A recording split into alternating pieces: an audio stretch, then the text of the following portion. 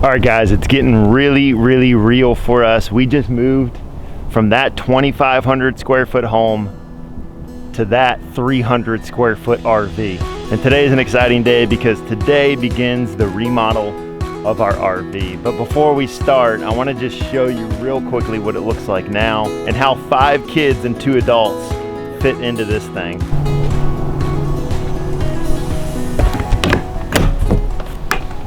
Oh, dang. Well guys, this is it. This is the RV that we're gonna be living in. This is kind of a straightforward, run-of-the-mill RV. Nothing too special about it, but by the time we're done with this remodel, it is gonna be awesome to live in. Very comfortable off-grid. We're gonna be doing solar. We're gonna have a wood stove in here. We're gonna be remodeling every piece of this RV to make it a home for us. Just wanna show you real quick what it looks like. You have dinette, sofa. We're going to be overhauling this whole slide. We have a double bunk in the back, but these are huge bunks. We're going to be making 2 bunks turn into 6 bunks. We have our kitchen area right here. We're going to be taking out the stove, doing an induction top. We're taking out the microwave, making it a spice rack. We're going to be remodeling this whole kitchen area. Over here we got an entertainment area, a little fireplace down here, but we're going to be making a fireplace over here. And then over here we have the master bedroom. We're going to be doing some updating, some painting, and all of that good stuff in here as well. We're going to be bringing y'all along for this whole journey as we remodel this camper, but the first thing we're going to be doing, and that's what we're going to be starting today, is converting this double bunk into 6 bunks. Let's get this thing torn out and hauled out of here so that we can have a clear space to figure out what we want to do here. So if you followed our last video where we introduced the farm and the potential homesteading community and all of the plans there, I wanted to just take a quick minute and update you guys on progress there, how things are going out at the farm. We have been meeting with the planning department of the county that land is in. Basically what has happened is they have required so much infrastructure, initial infrastructure, that it kind of blows the overall budget of the project. What we thought was going to be a year-long endeavor to the point where we are on the property functioning as farm managers and getting the thing up and running really looks like it's going to turn into a multi-year, probably at least 3-year project for us to actually get out there and be functioning. So things are up in the air right now for us. Really an interesting season that we're in. Obviously we had decided to move out of our old home, and obviously now we're in the RV, as you can tell, for the winter at least.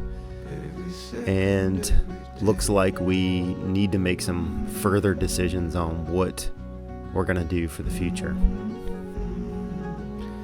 But so goes with life. You never know what it's going to throw at you, and I think ultimately both me and my wife, our family, we feel confident that we are headed in the right direction. And this is a new season for us. Whatever it may bring, it brings.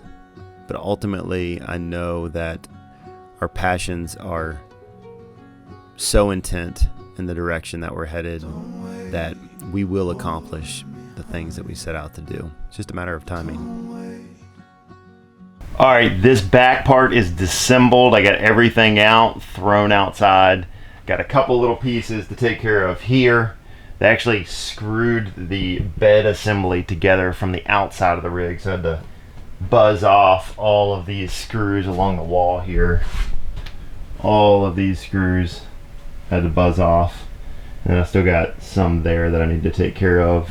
Clean up some electrical there. But we have kind of a bigger issue here.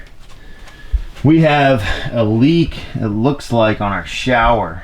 As you can see down there, that wood is wet. There was a big puddle here when I initially took everything off, so we got to see what's going on down here before we move any further. All right, I couldn't find that leak. I don't know where it's coming from. It could be just the excess condensation running down the walls from the shower area. I'm not sure.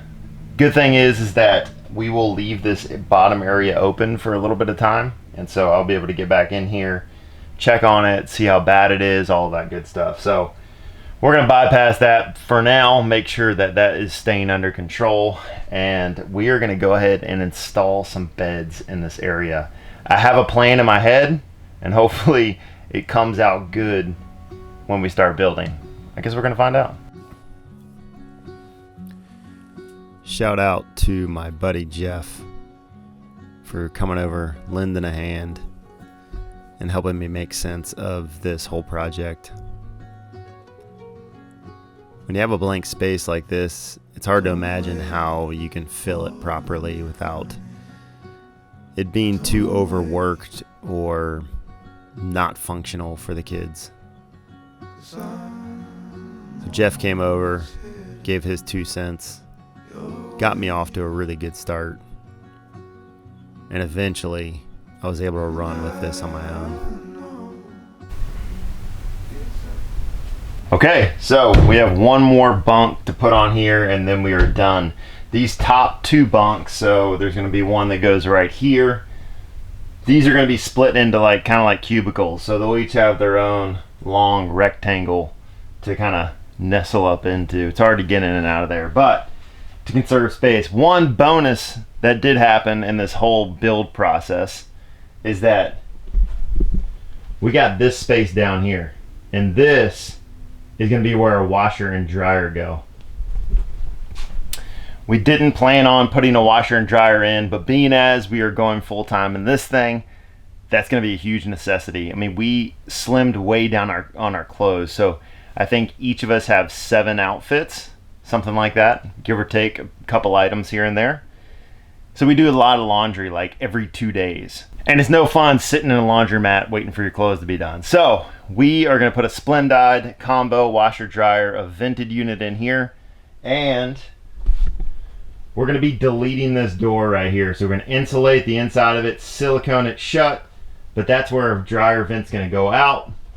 We've got cold and hot water back here because of the plumbing lines, and then the other bonus is we got a gray plumb line down here, so we can dump our gray water from our washer and dryer into this right here, which goes to our gray tank. Let's get started on this final and top bunk, and then we'll split them into cubicles in the center, and we'll almost be done. We got to trim it out and cut our mattresses and all that good stuff. So let's get started.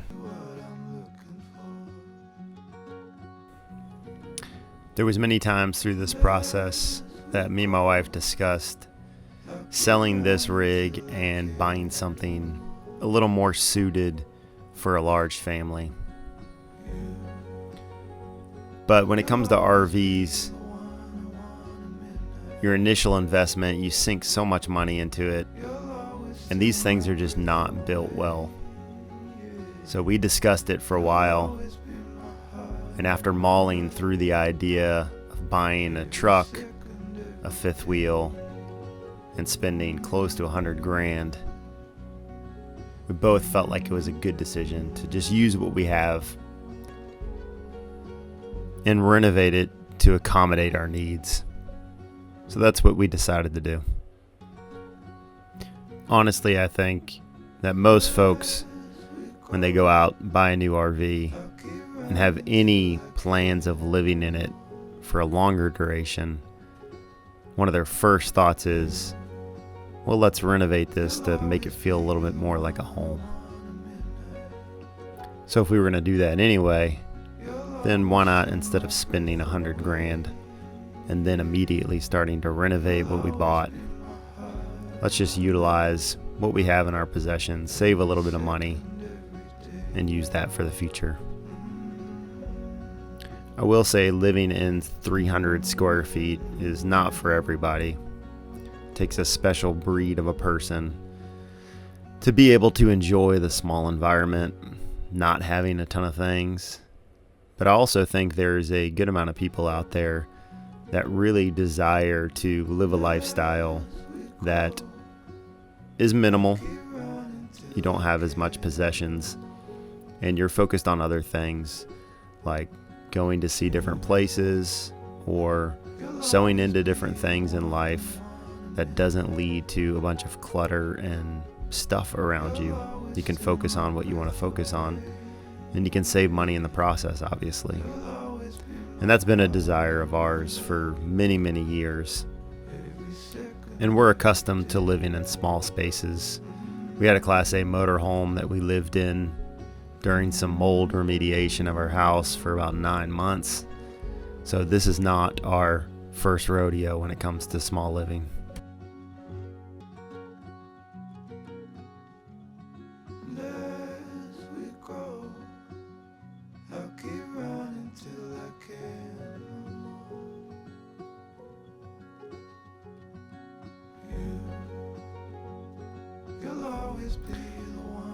We're approaching the time of year where the weather starts to turn hard out here in the Midwest. Eventually, in the next couple weeks, we'll go from lows in the right around freezing area to lows in the single digits to teens. That can be hard on some folks. We've been out here for about 12 years, so we've gotten used to it. But when you're living in a RV that's not necessarily equipped for cold weather like that, it does take some getting used to. So in the next couple weeks, I'm going to be installing elbow heaters on the valves outside. And even though the underside of our RV is well insulated, I'll also be installing tank heaters on the black tank, the gray tank, and even probably one for the freshwater tank as well. And then I'll be installing some heat tape around the drain for our sewer. There's a lot of preparation when it comes to dealing with cold weather. These things are equipped with 2x2 walls, so you don't have much insulation to rely on.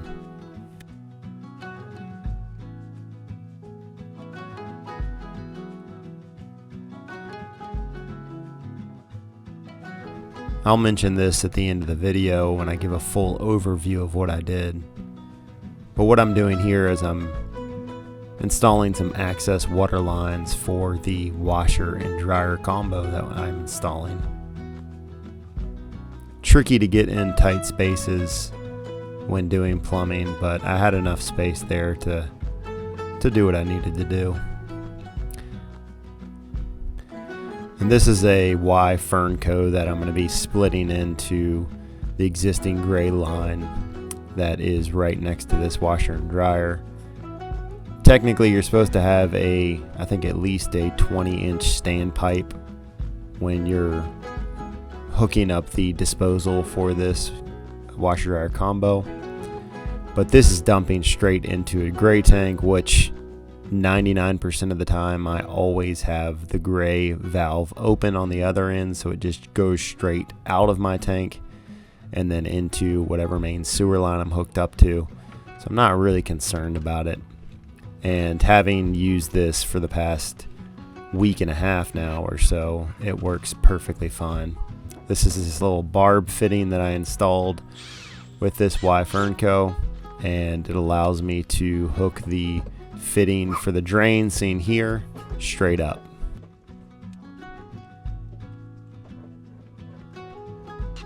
One funny story about our experience with picking up this washer and dryer that I think a lot of people can relate to is we got it off Facebook Marketplace, and the GPS had us going to this not so great location, I'll say that. And in fact, I put in the wrong address accidentally, and it took us to this one almost looked vacant and destroyed house. And I told my wife, we are definitely not getting this thing. And then I looked down at the GPS and realized I had the wrong address in.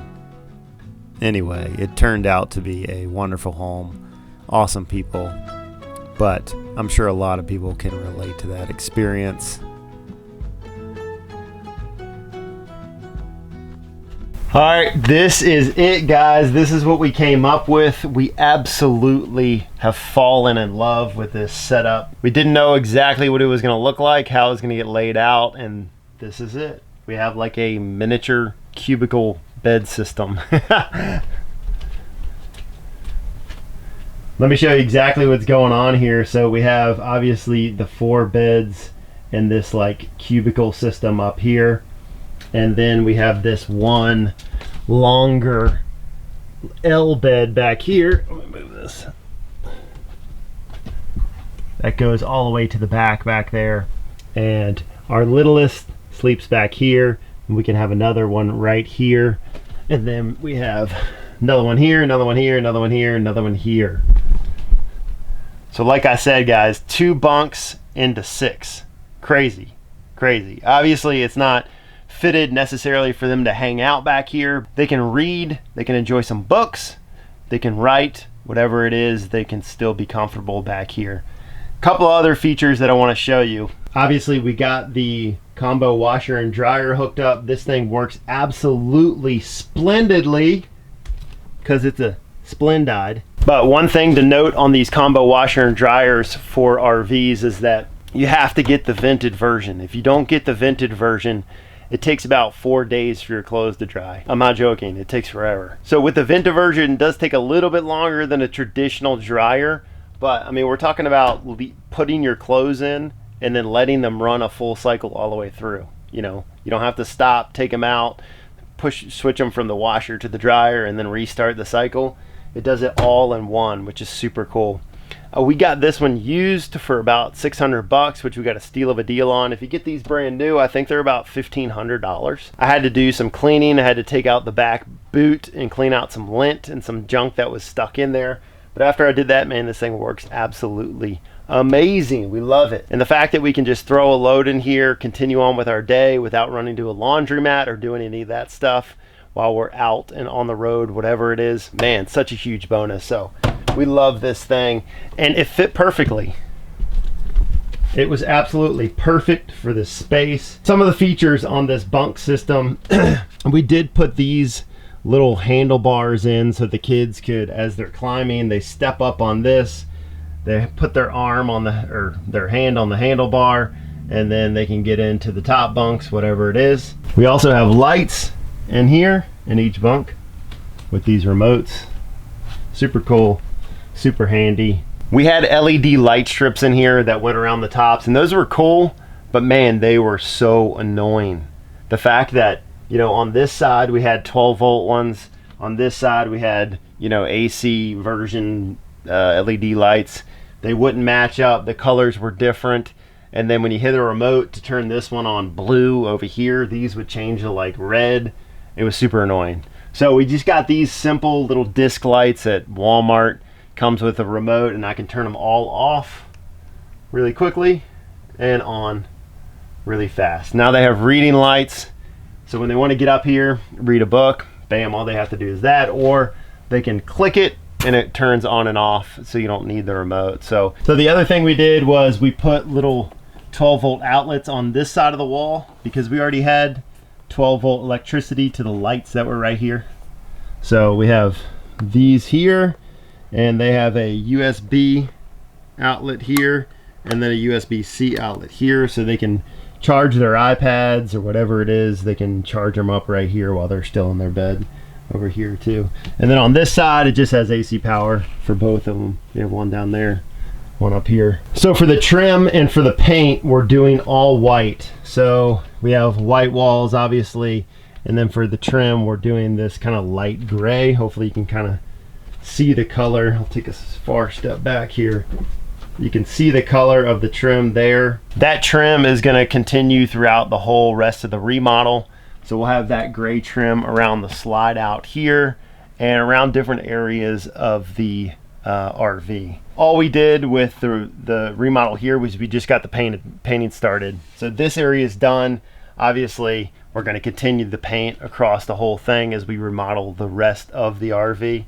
But we wanted to go ahead and do it in here, and man, this was a pain in the butt to paint. I couldn't fit in here. I had to like squiggle my way in and paint with all these little teeny paint brushes. It was bad.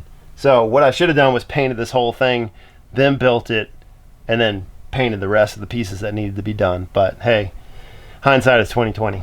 Let me tell you a little bit about the washer and how that's hooked up. So down there we have a cold and a hot line that comes out for the washer and dryer. Right there we have the exit for our dryer vent that goes through the access door panel on the RV. I'll take you outside and show you what the outside looks like. All right, and this is the outside of where the washer and dryer is. And then this is the vent that goes through the access panel door.